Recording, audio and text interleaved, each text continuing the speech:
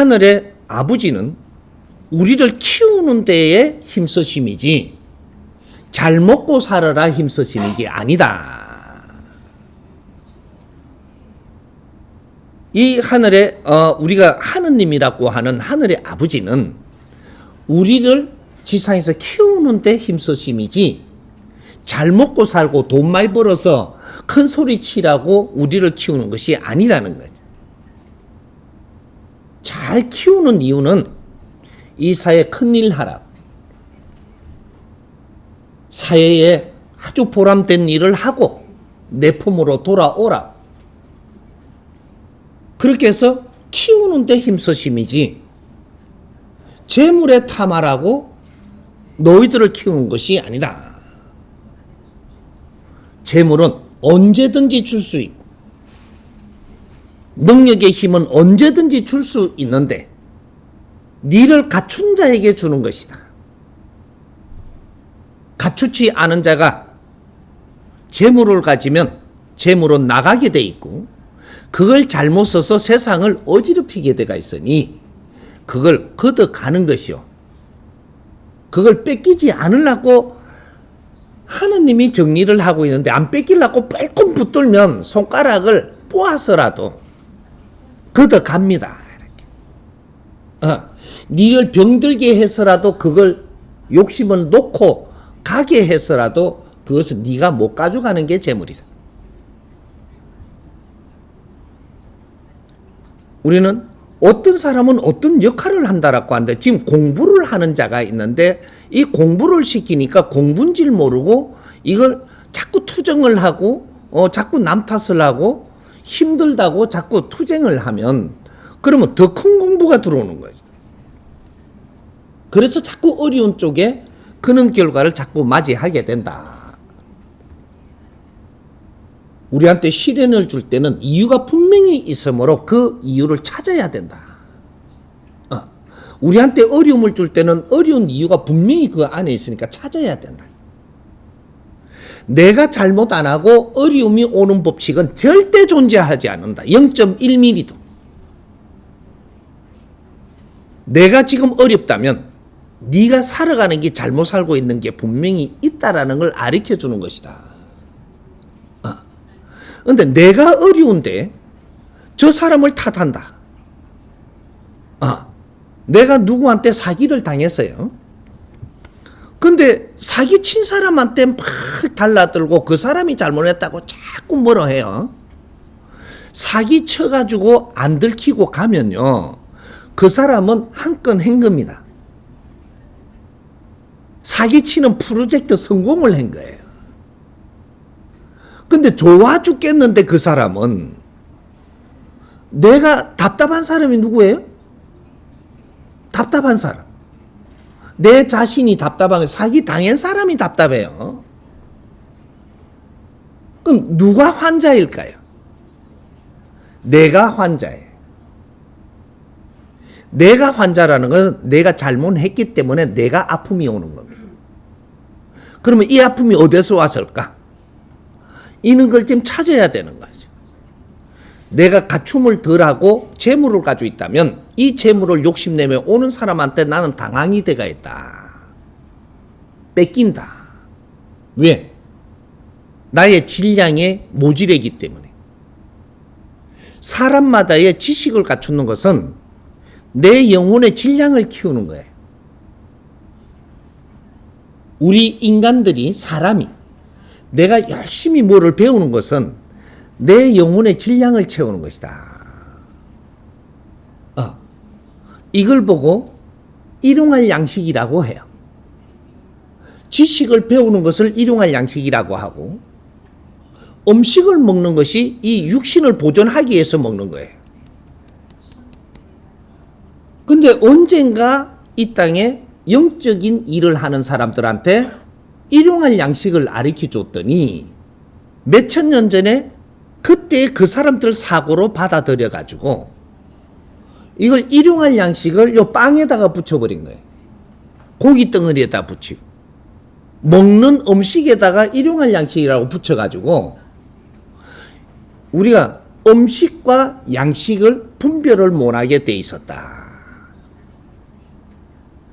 우리 인간은 내 육신이 있고, 이건 동물적인 이게 제품입니다. 육신이 있고 내 영혼이 있어요.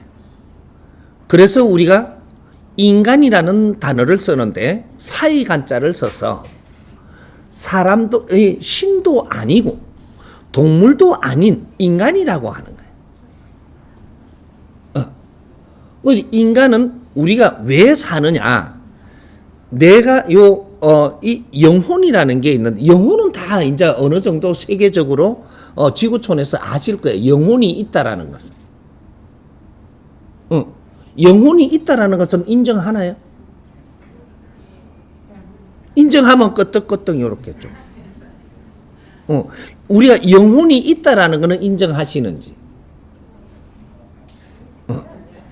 많이 인정하시네요. 이제 그게 우리 영혼이라는 게 있는데, 이것은 비물질 에너지입니다.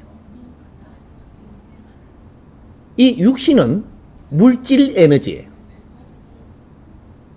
이 대자연에는 물질 에너지가 있고 비물질 에너지가 있는데, 이 자연에 우리가 보이고 들리고 보이지 않던 어떻게 된 자연에 있는 모든 것은 물질입니다.